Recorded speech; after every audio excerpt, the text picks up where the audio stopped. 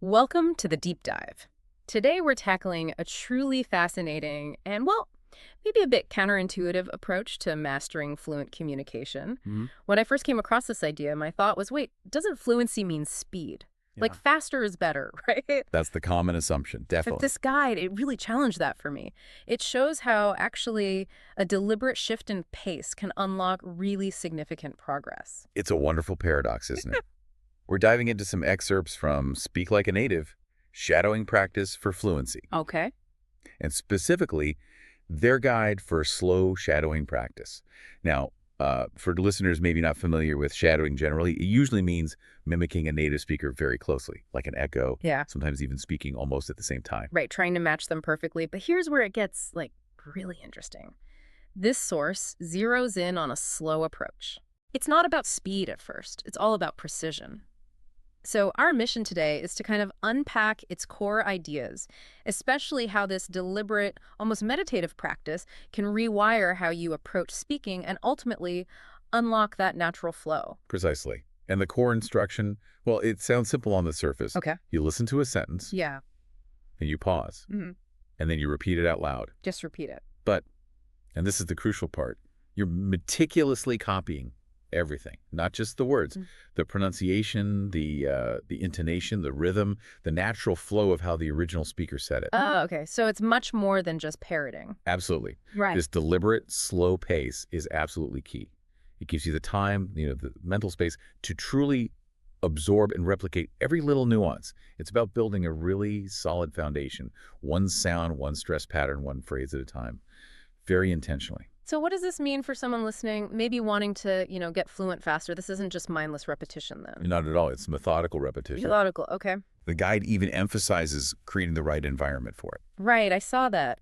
Finding a quiet space, no interruptions. Taking a deep breath, centering yourself, Yeah. and then committing to repeating every single sentence after the speaker. It's a very conscious, very focused process. It's designed to literally rewire your speaking habits. Okay, but the big question then is, why slow? We live in a fast world. Why not just practice at normal speed? That's a million-dollar question, isn't it? Yeah. And from a cognitive and motor learning standpoint, Mm. slowing down actually optimizes how your brain processes and learns the patterns. Optimizes. How so? When you practice deliberately and slowly, you move from conscious effort, really thinking about every sound, towards building an unconscious automatic skill. Okay. Think of it like a dancer learning complex choreography. They don't just jump into full speed. A choreographer breaks it down into individual precise movements. You learn exactly how each step flows into the next, the timing, the little shifts in weight. You internalize it slowly. Exactly. Then when you speed up later, it looks fluid, natural. It's not forced or clumsy because those foundational patterns are deeply ingrained. So it builds muscle memory. Precisely. For the mouth, the tongue, the vocal cords, but also for the brain's connection to them, it embeds these new patterns, improving your clarity, your rhythm, and really importantly, your confidence. You start to feel how the language is supposed to sound and be spoken. That makes a lot of sense. But I can imagine some listeners thinking, okay, but won't I get stuck speaking slowly? Could it become a crutch? How do you bridge that gap to like real-time, fast conversation? That's a really perceptive point. The guide sort of implies a progression. Okay. You master the slow, precise replication first. And that mastery, that solid foundation, is what allows you to then speak faster, more spontaneously, without losing the accuracy you built up. Ah, I see. So it's not about staying slow forever. Not at all. It's about building a robust internal model first. You meticulously build the skills, and then fluency kind of naturally emerges as you integrate them at higher speeds. It's actually about efficiency in learning. Slowing down now lets you be faster and more accurate later. Okay. That makes sense. Like laying a strong foundation before building the house. Exactly. And the recap and repeat challenge at the end of the source material kind of hints at this, encouraging that repetition to build instinctive fluency. Right. So once we've grasped the why slow part, the guide gets really practical. It breaks down common phrases by category, showing how this slow practice applies day to day, starting with daily greetings. Yes, and it's such a smart place to start. Even seemingly simple phrases are packed with nuance, aren't they? Totally. Like, how's it going? Yeah, think about that one. The stress is subtly ongoing, right? And there's that little upward lift at the end. How's it going? Or good morning. The tone can change the whole meaning. Absolutely. Enthusiastic, polite, rushed. By practicing these slowly, you really get to zoom in on those subtle things, the tiny pauses, how long you hold a vowel, the melody of the phrase. Things you'd normally miss at full speed. Exactly. Things that make you sound natural, not like you're reading from a script or, sounding robotic. It's building that authentic foundation for the very first, hi there. Okay. And then it moves on to useful everyday phrases. These are the ones we use all the time, probably without even noticing how we say them. And that's the beauty of breaking them down slowly. You start to notice the hidden mechanics. Like what? Well, take I'm on my way. Practicing slowly lets you hear and copy the linking how I am on often sounds more like I'm on or my way flows together. Ah, the connected speech. Exactly. Or I'll take care of it might become I'll take care of it. These little reductions and links are so typical of native speech. Slow practice isolates them so you can master them. So it's not just the words, it's the music between the words. Perfectly put. You internalize the rhythm, the stress patterns, which syllable gets the emphasis, where the voice rises or falls naturally. When you speed up, those patterns are baked in, making you sound much smoother. The guide also covers polite responses, things like thank you or excuse me. These seem basic, but getting the tone right is crucial, isn't it? Absolutely vital. And this is where slow practice really shines beyond just pronunciation. How so? Practicing slowly allows you to focus on injecting the right feeling.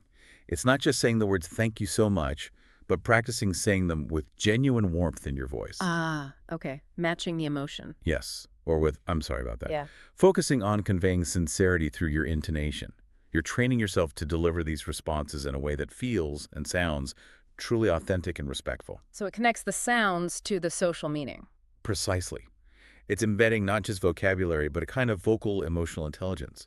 You learn to replicate the subtle cues that signal true intent. Okay, that's powerful. So we've got greetings, common phrases, politeness.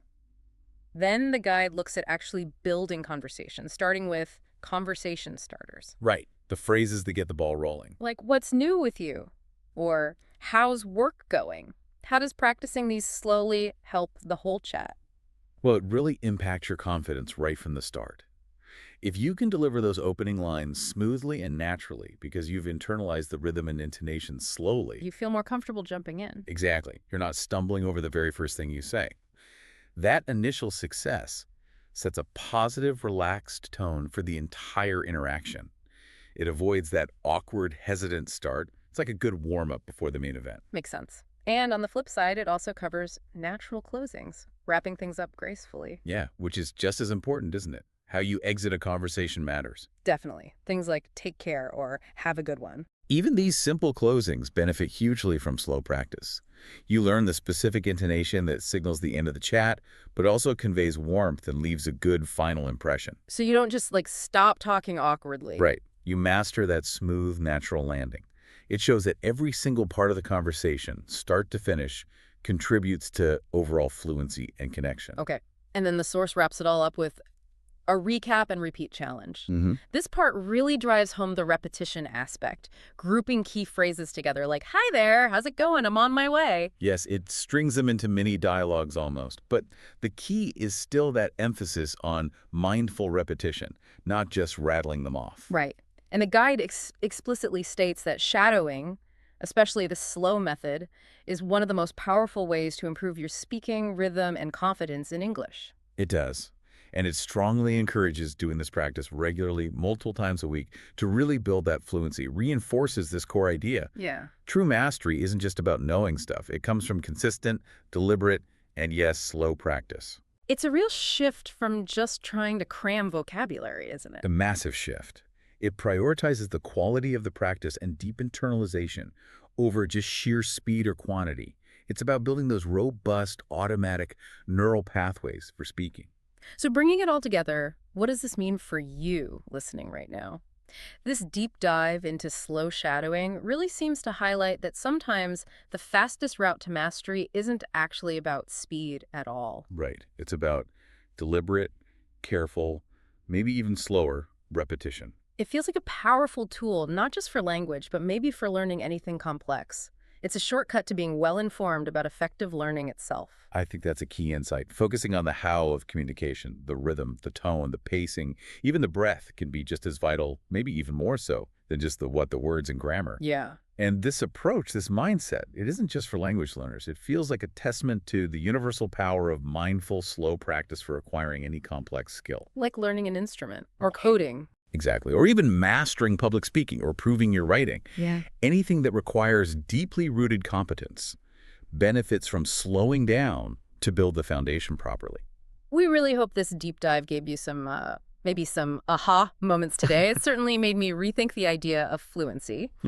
And here's a final thought to maybe chew on. How might this principle of slow speaking, or maybe slow practice, generally apply elsewhere in your life? Where else could taking the time to truly internalize details, to reproduce things with precision, lead to faster mastery in the long run? Beyond just spoken language. Interesting question. Something to think about. Until next time on The Deep Dive.